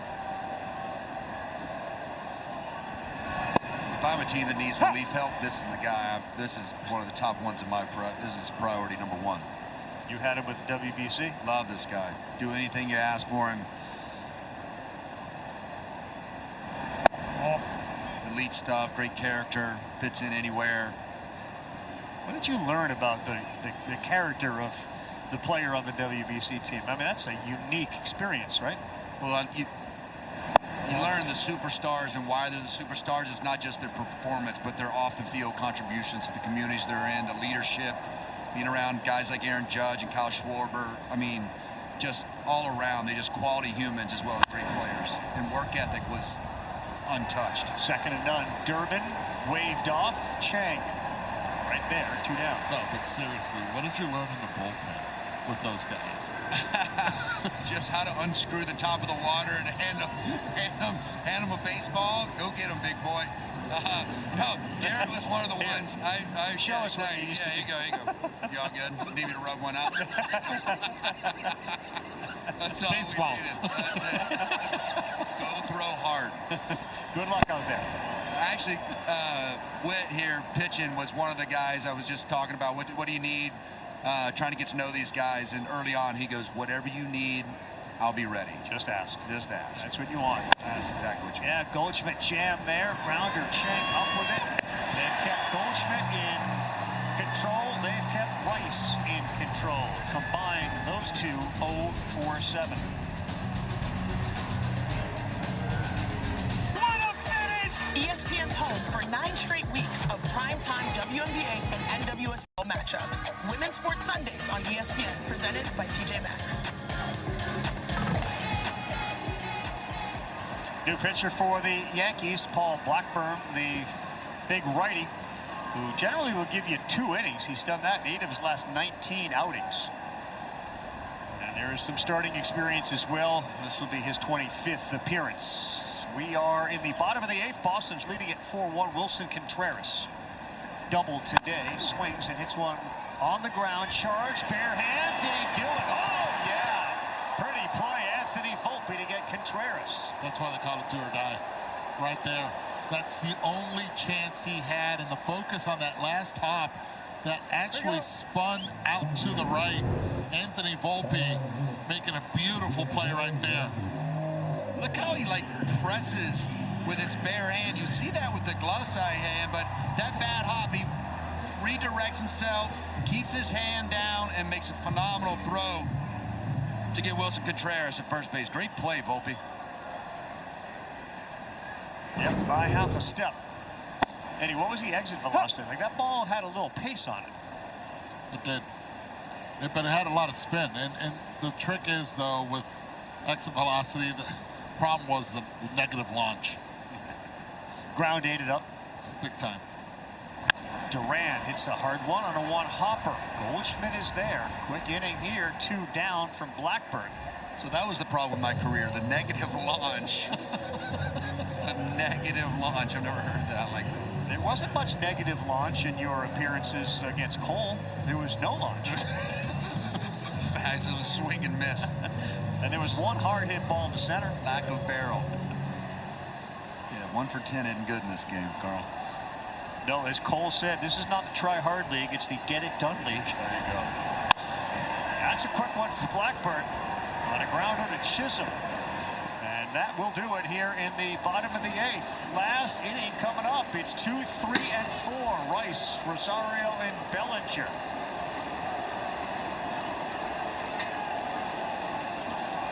Chapman coming in, and ESPN Baseball presented by Liberty Mutual. Knock savings out of the park with Liberty Mutual. Yeah, I mean, this game has moved along, boys. Yesterday's game was 2 hours and 21 minutes. This one is on pace to beat that. And what do we have? 11 pitches thrown total in the 8th inning. 11. It's amazing what happens when you throw strikes. We've had strike throwers that have pitched in this game, and also 2 aggressive offenses. Now, it didn't feel like Chapman threw a ton of warm-up pitches because there was only 4 thrown by Blackburn in the last half. But 98, and he got him to chase. He's not loose yet. 98. Here are the numbers on Chapman. He's had a few hiccups lately. And Rice 0 for 3. And late there, 99, loosening up. All right, you reading those two swings? Are you going right back up there? It looks like Aroldis is really feeling, I mean, quick to the plate. It's tough, left on left. I mean, it's a tough matchup. Ooh, foul ball. I heard something. Maybe not. Am I hearing things? I heard it too. You just have the conversation with yourself. This here. Shh. Oh, maybe no. Nope. Yep. I didn't hear. You see things and you hear things now. 100. So, as Eduardo said at 98, not loose yet, and then he's now loose at 100 miles an hour, and Rice is gone. An 0 for 4 day for Ben Rice. It's impressive, Rossi. In 2016, the run of the Cubs, your squad, he was there, still doing this, exactly this, at this velocity. It is amazing. It feels like he's getting that much better with the secondary stuff. It used to be, you know, basically all fastball, maybe an occasional slider. I mean, the ability to land the secondary stuff has really improved over the years, and he's still throwing 100 plus. Yeah, slider to get ahead of Rosario. On that single this last time up, but boy, did that have some arm side run. It's 0-2. It's the only guy I've ever caught that arm side run, if you didn't get your glove up fast enough, it was gone. He gone. He gone.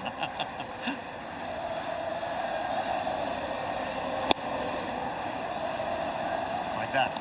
Exactly like that. I had a warm-up pitch that I missed that was like, oh, you might want to pay attention. Get ready a little sooner. This is a different guy, different level. One hopper, and Chang has been really good at short, and he throws across the diamond. Tell you what, Chang and Volpe both have been phenomenal defensively today. All right, boys, and you've experienced this, but Red Sox Yankees, especially on Sunday nights, used to be 4.5, 5 hours. The worst. We're looking at back-to-back games currently that are in the 220 range. Yankees, Red Sox. We're at 218 now. And Bellinger not interested in the first one.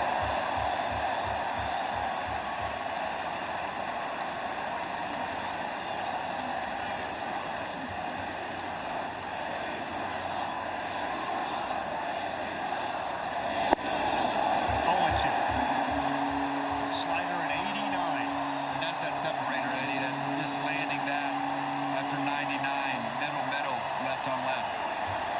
Opponents hit 212 against him, a whip of 124, and looking for another strikeout. No, Bellinger fouls that off.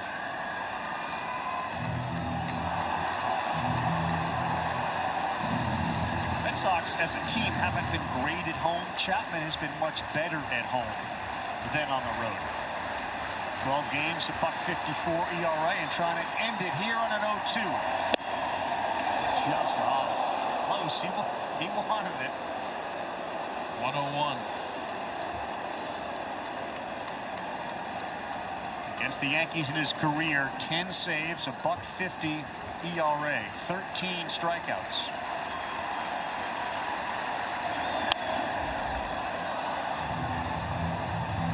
Wow, you talk about being able to foul off a tough pitch. That was out of the catcher's glove. That was deep.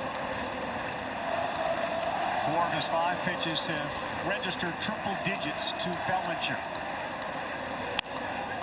He is seeing it well enough to send souvenirs to the upper deck here on the third base side for the fans waiting.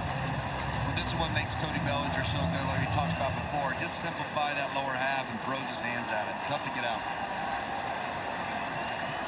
Another 1-2 as Boston tries to take the first 3. That's a really good take.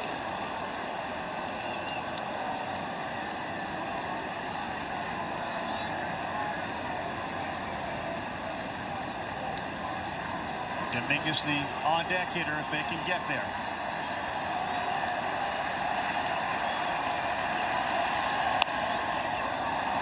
This one that may be playable and foul ground over there's Durbin. No. He would have had it dove into the Yankee dugout. Would have been a great visual, but he wasn't interested.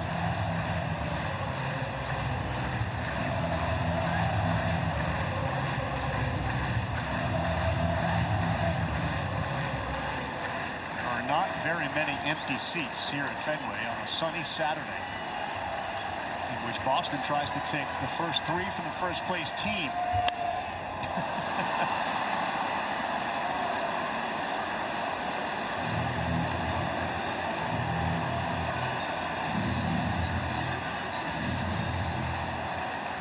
Every fastball he's thrown Bellinger this inning has been over 100 miles per hour. Oof. Including that one. 3-2 slider here. Right in your living room right here. Watch your lips. There's that arm side run. That's scary. Come with another 100-mile-an-hour fastball, or you try to go away with a slider to get him to chase? He went with the slider and it wasn't close. What an at-bat is right for Bellinger to keep this thing going. Boy, was that impressive.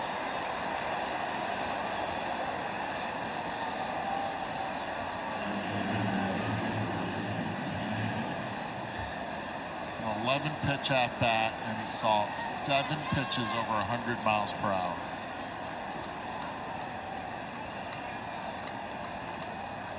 There's Dominguez, struck out last time with 2 runners on. Popped up, and Contreras is there to make the play, and the Red Sox have taken the first 3 against the first-place Yankees. They win it today, 4-1, in a game that took 2 hours and 22 minutes to complete.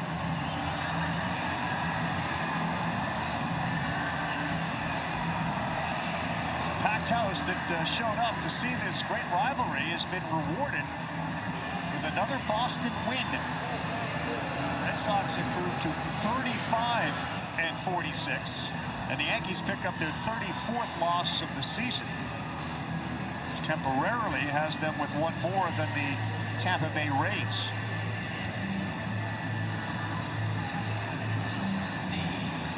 Jake Bennett a whole bunch of credit, and some unlikely home run hitters in Masataka Yoshida and Anthony Siegler.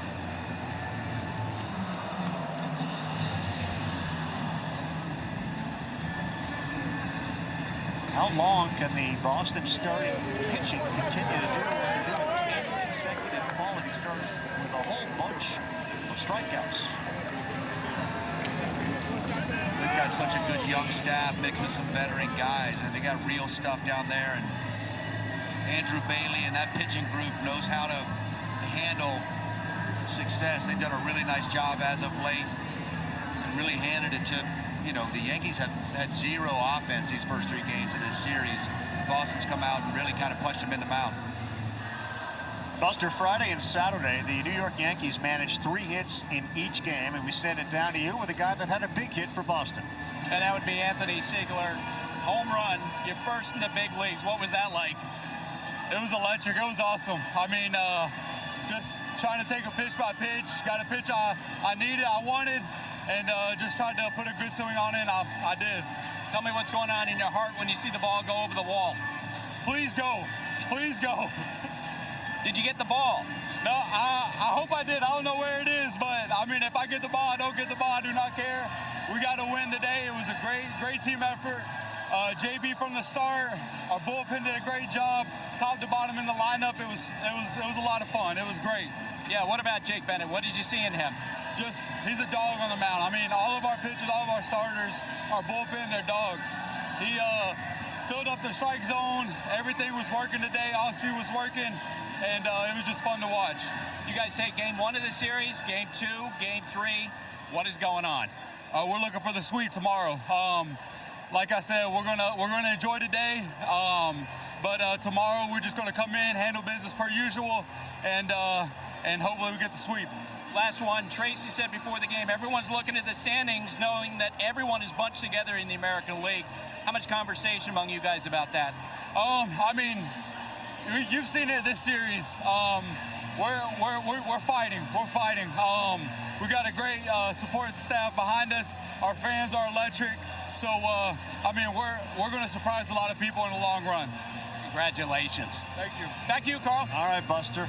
This is a little different feel right now. And again, no one knows where this goes, but you can feel the enthusiasm and energy, right?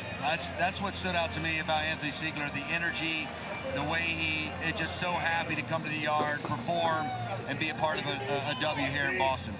How about Yoshida leading it off with the home run and Bennett being able to continue to just pound the zone? It was a quick game because of strike ones. The ability to be able to throw that fastball, attack, and the young staff, especially those lefties, are doing the job for the Red Sox. All right, they'll be partying here, and Banana Ball will return tonight on ESPN. 8 Eastern, it's the Bananas wearing their yellow like the Red Sox facing the Party Animals Sunday at 4, the rematch here on ABC. Stream both games anytime on Disney Plus and the ESPN app. 2 hours, 22 minutes. The Yankees in a little bit of a funk here, and the Judge Stanton absence along with Grisham rearing its head a little bit for sure. Boston a winner as they do it in quick fashion thanks to Yoshida and Siegler with a homer. For Eduardo Perez, David Ross, Buster Olney, and our entire crew, I'm Carl Ravitch saying so long from here. We're going to send it back to the studio, get some more from Fenway Park. And here is Kevin Connors.